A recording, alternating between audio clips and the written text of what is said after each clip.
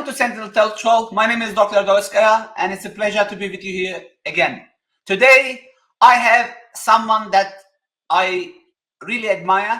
I learned a lot, and he's not just someone special for me. He is known by the industry with more than 30 years experience.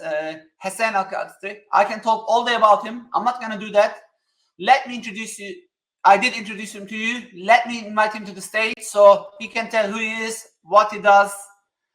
And it's always a pleasure to host you. Welcome to my show, dear Hassan. Yeah, hi, Erdal. Thank you. Thanks for the invitation. I really appreciate that. Yeah, as said, my name is Hassan Shakarti. I've been working with IT the last 30 years plus. The last 20 years been dedicated to cybersecurity by all its forms and shapes. Simply doing everything ranging from strategic advisory down to digging rabbit holes together with our forensic team. Checking what threat actors been up to and then how things happened, etc. So when I used to get the question, what do you actually do day by day basis? Well, my answer is simply I solve problems. That's what what security is all about, right?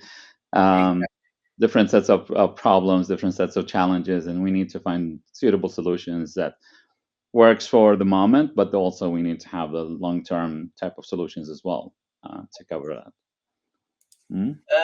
Perfect. Look, I met with you God knows when. I know you are delivering keynote speech is all over the world and top tier cybersecurity conferences. Besides that, I know you work in a great cybersecurity firm, which is one of the best in Europe, probably also in the world. And honestly, this is not a sponsored session.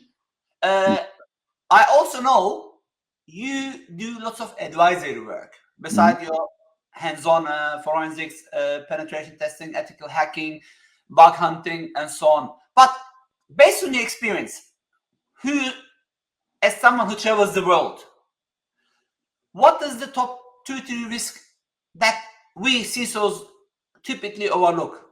What would your recommendations for us to change our mindset? So, I mean, we handle a lot of incident response engagements on a yearly basis. We around 200 larger incident response engagements, and through that we see a lot of the opposites, and then they didn't do this. Oh, it was that easy. Oh, there was this and that, and then we oftentimes also end up in environments where there has been a lot of investment, or there is a lot of investment, a lot of security tooling, but then threat actor manage whatever way to make their through with the whole of the platform, and then maybe ended up with encrypting everything is standing still. So what we see is the major things that everybody needs to focus on is actually keep your systems and priorities up to date. So to start with, know what you have. So simply create a list. You know exactly what systems you have. You know exactly which ones are the prioritized ones. You know exactly which ones that will make it or break it. So when we step in and do incident response, we start immediately asking what systems are the most valuable ones you have in here. Which ones would you like us to focus primarily on to bring them back to operational state? And that's where the internal struggle at the customer side starts. So they basically have sometimes or most of the times or an idea about what systems that are important, but not really down to the bits. When you don't have your SharePoint site or your Jira or whatever system you keep your system documentations, if there is a system documentation, then it's very difficult to imagine what kind of work you need to do to figure out what systems and the dependencies is on. So make a simple list. Just list all of your systems, all of your servers, and know exactly what these things are doing and in which order somebody needs to work with them to bring them back to operational state. That's basically what will help you in any shape or form of an outage or standing still situation. If it is an availability incident or a cyber incident, doesn't really matter. Then you know exactly how to perform to get back into operational state. So that's for me, and the advice we give to a lot of our customers is that make sure you know your assets, make sure you know exactly what you have, and then make sure exactly what you need to do to get back to operational mode. The second most important thing is that you actually keep everything update it. That's absolutely the biggest problem we I know see. it's a pain. I know Yeah. sometimes we get dead of blue screens or complaining users, downtimes, but I love this recommendation a lot, because which one Oh, is better, being 2 hours down or paying millions of dollars of ransom, right? Back to you, yeah, Hassan. exactly. These are the two, so choices you have to do. Either, well, saying sorry, yeah, we updated this and it stopped working. We know why it stopped working. We can revert it back to operational state. Or that's much easier to say sorry about than, oh, we ended up in a totally encrypted or somebody stolen our data. We are now in a ransomware situation, exfil of customer information, etc. What I'm saying here is that you don't need to update everything. You need to know what are the important assets, what kind of exposure you have, what pieces must be updated now, here and now, because there is a new something published, right? There is a new vulnerability known or an advisory from a vendor and so on. If it is not possible to patch it immediately, you need to have a plan how to restrict access to it, how to make sure that no unauthorized access is possible, because not every time we are able to patch immediately. So we need to have that alternative B plan. I cannot patch it right now. It's super important to do that, but because I cannot, I can just simply isolate it and make sure only legitimate access is possible to that something. So It could make be it harder fine. for hackers to reach, or threat actors, whatever. Exactly, exactly. Why should the whole world be able to access that something? If I cannot take it offline, then I can limit the access as much as possible to that until I manage to patch it. Once again, what I'm saying, you don't need to patch everything, because if you understand what important assets you have and the type of risk situation you're into, I need to map all of that and see these are internet exposed. These are only consumed by internal access. Even if there is a super vulnerability out there, if something is limited in terms of access, it's only available for authorized users connecting through VPN or on the internal networks. That something is not dangerously exposed, right? So I can still dare to have it maybe unpatched for a period of time. But if that something has to be internet exposed, I need to either shut it down, isolate it, bring it, disconnect it, or immediately patch it. I cannot afford. We've seen a lot of situations where we see what we used to call 0.5 day abuse of vulnerabilities. It's not a 0 day. It's well known. It's patched or patchable, but then it's not been patched in enough quick time, and then resulting in somebody abusing that. As a matter of fact, if you would ask Microsoft, you would ask CrowdStrike, any big vendors that are concerned about security, they would say, you know what? Most of the actually big cases we deal with, the entry point is a system that has not been patched for years. And I can Not definitely even. verify that. As you know, I used to work for Microsoft, and I was part of the cybersecurity team. And Mm, I remember when first WannaCry started. I was mm, back at Microsoft. If you, I mean, I know you know it, but yeah. just to remind people, there was a vulnerability called Eternal Blue used by Mm, an agency, state-sponsored agency, and then the first patch was released not 2 days, not 2 hours later, not 2 days later, yeah. not 2 weeks later. The first attack happened 2 months later. Mm, So mm, me as system admin, I had 2 months to patch my systems. And when exactly. unfortunately things started to get bad, and Mm, we landed as incident response team, they're like, "Oh, Microsoft, it's your fault." I'm like, "Hey, as I mentioned, we didn't have just 2 hours. We had 2 months time to patch." And mm, mm, after that, I worked in many big organizations as well, in a global bank. Sometimes what the teams do is, they have to take it and prioritize it, as you said.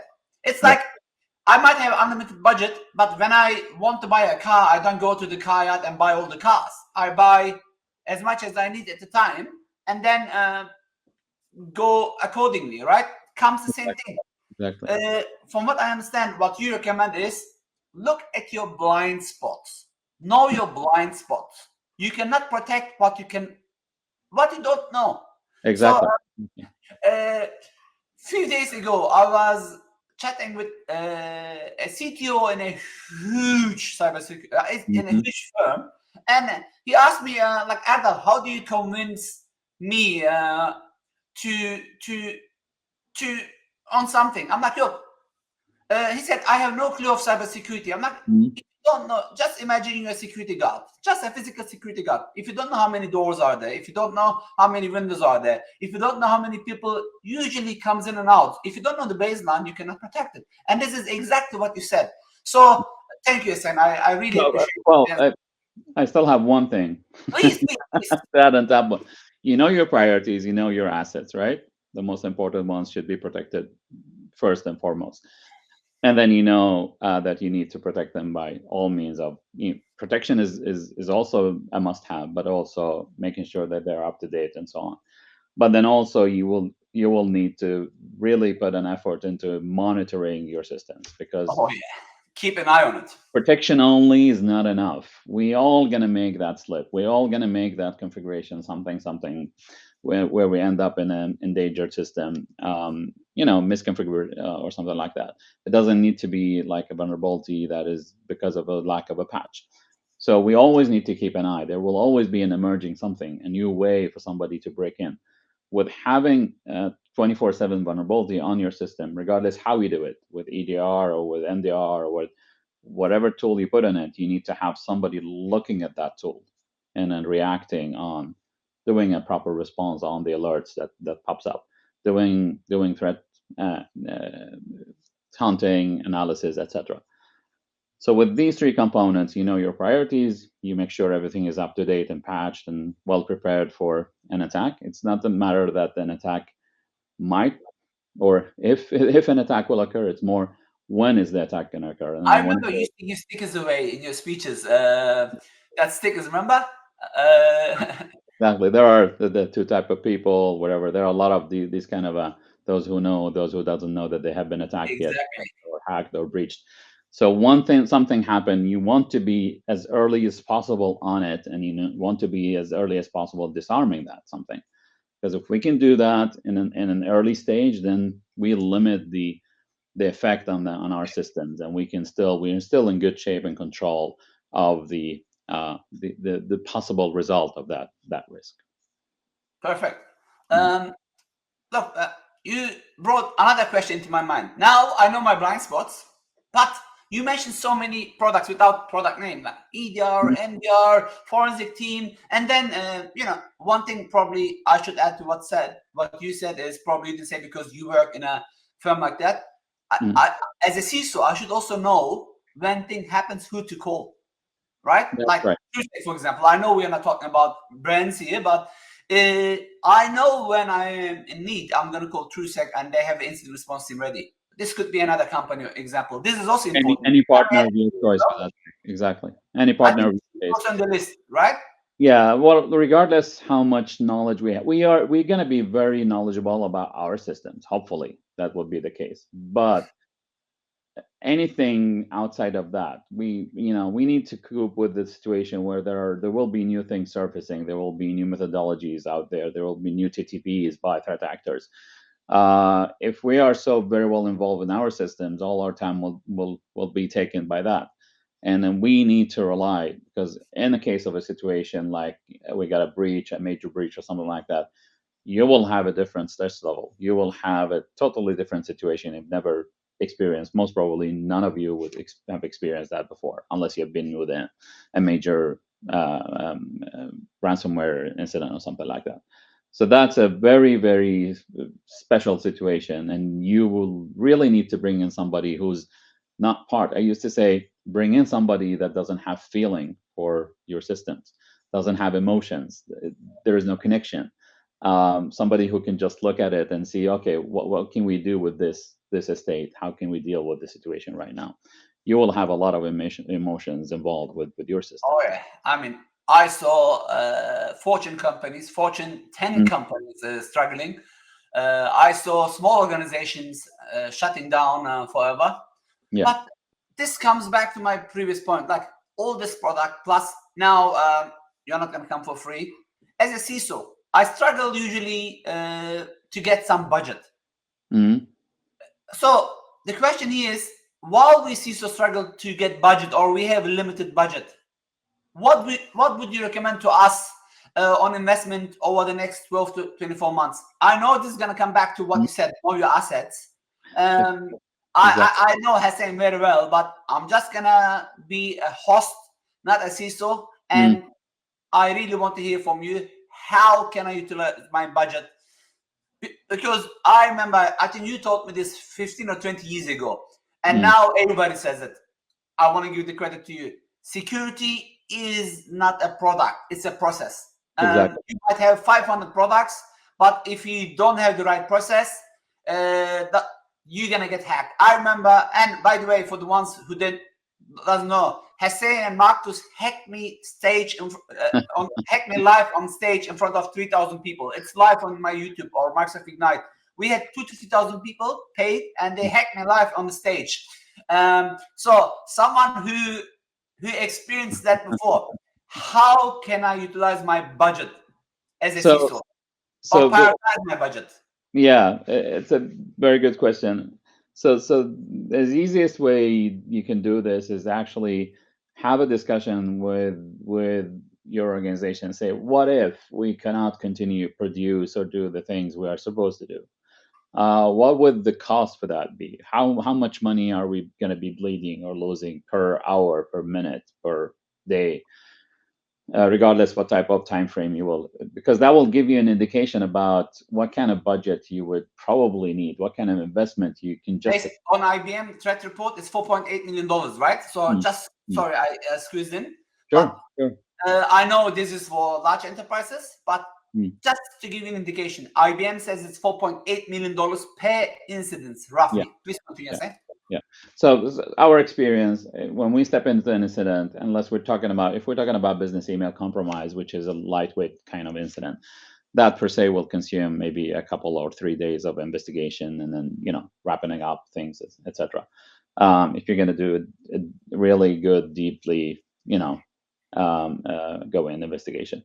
But if we take a situation where somebody had a severe breach, then we're talking about a minimum of a week. Then you probably put your fingers on the patient zero, etc. But then you still need to take care about all of the cleanup work and the remediation work, etc., just to get back and be sure that that starting point and that patient zero cannot reoccur again.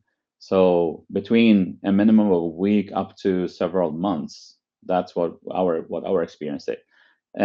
You cannot put really how much that's going to cost you. It all depends the severity and what kind of actions you need to carry out. But an easy way to figure out what kind of budget you would need to have, or what kind of expectation you need to have of the cost that's going to cause you if something is down.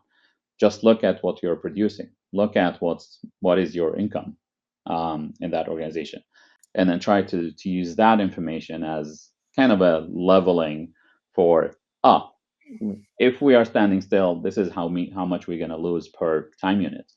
What can we do not to end up there? How much? Of course, you're not going to use all of that money, but then you will have a lot of justification, possible justification for how much investment you can do, so you're not ending up in that standing still situation and start bleeding all that. Thank you again. You brought something else to my mind now. So you mentioned that cybersecurity is not just a business. It's not a security. It's not an IT issue. It's a business issue. You Mm-hmm. also mentioned that know your assets, monitor your assets. Monitoring brought me my mind metrics. So Mm-hmm. as CISOs, as organizations, we rely on KPIs and metrics. And you, as a seasoned CISO advisor, Mm-hmm. what metrics or indicators do you recommend us to use to to get maximum effort back from our security program? Yeah, well, there are a lot of metrics in a security program, right? So, Of but course, then there are top, maybe top. exactly few ones that will matter, few ones that will make it or break it from, we talk about assume breach, assume compromise, etc., etc. So you really need to look at that. So time to detection is one thing, right? I want to really be able to measure that, the time to detection. Whether you're going to base that on the telemetry you have from a monitoring platform, or also add on top of that, like, hey, let's do pen test day, let's do red teams, let's do purple teaming. and then measure the time to detection, the time to reaction. How much time did it take us from having somebody, an entry point, put into our environment until we actually detected that a bad activity started to happen, and then we started reacting on it, right? So that's a super important metric. It is a combination of a lot of things, but primarily monitoring. You do have a lot of effect of your security investments in terms of protection investments. But if we take the three pillars of detect, protect, and respond, the detect will give you that information primarily. The protect will add a delay. A threat actor will possibly be hindered to be able just to progress without any issues into the environment. They will need to start struggling with things, and then with getting them to start struggling, they will get noisy. And with enough detection on it, monitoring in it, we will hopefully possibly see them as early as possible. Then the response will kick in. How quickly can we respond? We have been through situations where a customer is calling and then we are about to initiate a respond activity, but then we cannot do anything because we cannot establish any agreements for reasons. Well, the person who's entitled to sign this agreement is not at work. He or she is off for a week or days or something like that, and everything is standing still. We cannot move an inch before that agreement is in place. So having your agreements already pre-signed, ready, you know exactly who to call, where to who to start talking to, who to bring in, and you know exactly what time it takes. So training and simulation, not only simulation, tabletop type of simulation, but you actually test everything in real time. So you call for a simulation, but you actually call and do that start call. Make sure that everything is in good shape in terms of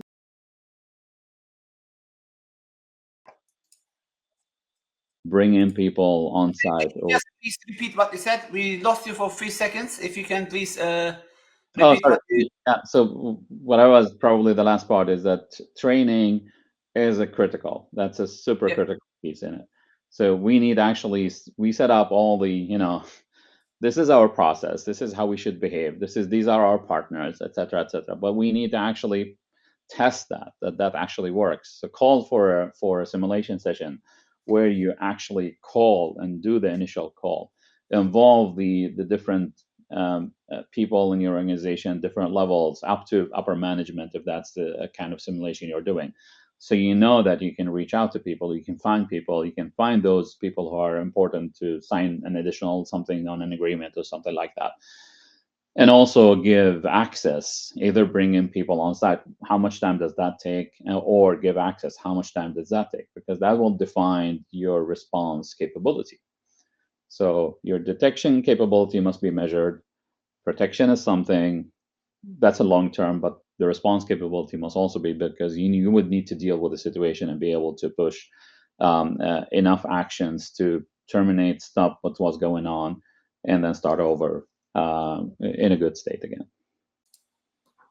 Perfect. So usually a good CISO will know that, but a good CISO knows that security is not just about products. It's not about being technical.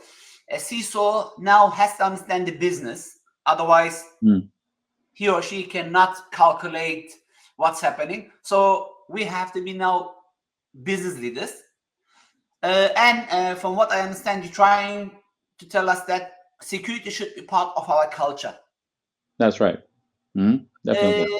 But look, I worked in a bank where I had product CEOs, country CEOs, cluster CEOs, region CEOs, Africa CEO, then co-head CEO. Then I had all the CEOs had also CFOs and so on. Right now, my last job was in a cybersecurity company. It was a bit easier. Most of them were cybersecurity people, but or at Microsoft, when I was working, there was some sales people, some non-technical people. It's a nightmare to create a culture for most of the CISOs. I know you have an answer for this as well. What would you recommend to a CISO so we can embed, or how can we embed the culture into our daily operations? Is Yep. it we keep sending wishing or phishing testing, or is it just keeping a clear desk policy, or is it just giving one type of security training for everybody? So what should we do? So the training and user awareness, all that's all good. That will keep certain topics top of mind, right? So you will be reminded about certain things. But users who are not really supposed to work with security on daily basis, they will soon enough forget about that. So we need to keep them well aware. Good level of user awareness is absolutely necessary on all different levels. You did just describe, from the regular user, the non IT user in our organization, to the most involved admins in our securing our systems or handling our system. But so we all agree that we should have that, but we should also enforce a culture of encouraging people to talk about security issues without fear for penalty. We have a lot of fingers being pointed. Whenever something's happened, it was that person's fault, it was that division's fault, it was this and that. So we need to be able to feel confident enough to actually tell that something is wrong. Hey, you know what? We have not been able, the business is telling us, no, you're not able to take down this system for patching. So we are hindered from keeping the system safe. This matter should be able to escalate all the way, if necessary, to the top management. Because if that system is so critically important, then top management need to know that we need actually to make sure that that's secure as well. It's not just a business call to make it or break it if we can keep that system secure or not. So we need to encourage that kind of culture in our organization. So security is super important, and then nobody should feel. I used to say nobody should actually be worried about the decision they make regarding security, because they know if I cannot make that call, I can always find somebody else in the organization, either on the tier above of me or going sideways, somebody that I can talk to, and that somebody can actually make this happen. They know exactly how important that thing is, and then they will work together with me and together with the other uh, uh, whomever is concerned about this in our organization to make this happen. So that's what we see lacking out there. We see a lot of, oh, we got our budget, but you know what? No, we have to just stick to patching once in a 3 months or something like that, because we cannot afford taking this system down. But look at it, the system is now down, whether you afforded that or not, just because it was not patched in proper time. So you need to compare these things together and have the understanding that this is critically important, and then we have to do this. If the business line or the line organization is not convinced about that, you need to push that matter up in the stack and then get the upper management to step down and then tell, yeah, without securing these pieces, we will have big trouble keeping the business running. And I guess this is going to prepare us for the better AR, right? Incident response. Putting all this together on what you mentioned, embedding the culture in will prepare us better. Again, I want to also combine the last two questions together. So I have a budget, I have a security culture, but I remember you said it doesn't matter what you do. Sometimes it could be a nation state who's after data, and they might be, maybe someone is gonna call and bribe within your organization. Happen to Coinbase, it's all over the news, right? So one thing is for sure, it's not the matter when, if it's gonna happen, is it when it's gonna happen, right? As you said, what is the best way for me to get prepared? Of course, having backup, I understand, is top number one priority. Have always your backup, but what else? I know you helped me changing my mindset, and cybersecurity is all about mindset. How can I be better prepared for incident? So yeah, I used to talk about capabilities, right? You already noticed, monitoring and protection and respond, etc. One a piece of a capability we can call out here is that actually your preparedness or your ability to restore your systems, right? So if we would say things will happen, we don't know when, but things will happen. Severe something will be a fact sometime somewhere, and then we need to have the capability to be able to start over, and then we need to actually test that capability pretty frequently. I dare to say that most of the organizations out there, they say, yeah, you know what, we have a backup solution. When you ask them, do you also have a restore solution? They will. They What back up do and you, then what do you they do mean? restore, Yeah. right? What do you mean? Well, we test our restore. Okay, you test your restore. How? Well, we restore selected files here and there, and then we know that works. Have you ever tried to restore like 25% of all your server estate at once? Would that fly for you? What time would it take for you to restore most of your environment? Will you need to wait for several weeks until things get indexed and then ready for restore? How much bandwidth do you have? How much actual capacity do you have on your storage and Or computes? even computer power, right? You might have, Exactly. yeah, you will not have the computing power for that as well. Yeah, because when something happens, and if you really want to know why that thing happened, and you want to make sure that that doesn't happen again, you cannot just scrap whatever systems has been destroyed or affected With and all this pressure, emotions. right? You need to understand, you need to do your homework and do the proper investigation, forensic investigation, know exactly what happened. And meanwhile, you're doing your investigation, you would need to work on to restoring your systems. And just like if you're already running on 80% of your capacity in terms of compute and storage, then you cannot really restore most of the systems that you have to restore whilst you're waiting for the forensic work to be done. Once the forensic system or investigation is done, then you know exactly how to clean up those systems that were affected, but you would need them to have them ready to be handled, right? So basically, you would, in the most severe cases, you would end up running 3 different versions of maybe the whole of your platform or major parts of your platform. Do you have the capacity that can cover 3 times what you're running today? So that's an investment. That's a call that needs to be taken by somebody. Somebody needs to make that call and decide that, yeah, we need to have at least 50% available capacity in our storage and compute, or we know who to call to bring in that capacity when that is needed. And we have guaranteed or we have settled all the agreements that are necessary. So we don't need to struggle. We just make one call and somebody will pop up with, a rack of whatever type of hardware or something like that that will settle that need for that moment. So, Hussein, thank you again. Probably the last question that I'm going to ask, because I know with you we can talk hours and hours, hours. We did in the past.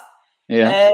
So, look, someone like me who was born in Germany, Mm-hmm. so GDPR, lived Yeah. in Australia, Australian Data Protection Act, Mm-hmm. then lived in United Arab Emirates, then travels to California, California Act. What Yeah. I'm trying to say is all these regulations. There are many compliance changes happening. Mm-hmm. As CISOs, why it's important for us to proactively planning for the regulations, especially in the next 1 to 2 years. What do you see in this space? Yeah, we see a lot of developments and regulation. Regulations are increasing and not decreasing. The number of them that we need to adhere to are just simply increasing because of the ongoing security situation in the world, etc. With Exactly. new And it's a gesture. It's much easier. I can right. get 4% of your revenue as GDPR if you get hacked. So Mm-hmm. if you don't use your budget well, if you don't take your security plan, your security well, you will Yeah. not just pay ransomware, you will also pay 4% of your revenue as a fine. But also Limiting market shares and everything. exactly. But also, most of the organization they do have some kind of a process description or documentation or routine. But what they don't know is that where all of these critical assets are in the systems. Like if the system get ransomed, most of the time they are within the system, which they cannot access it as well, right?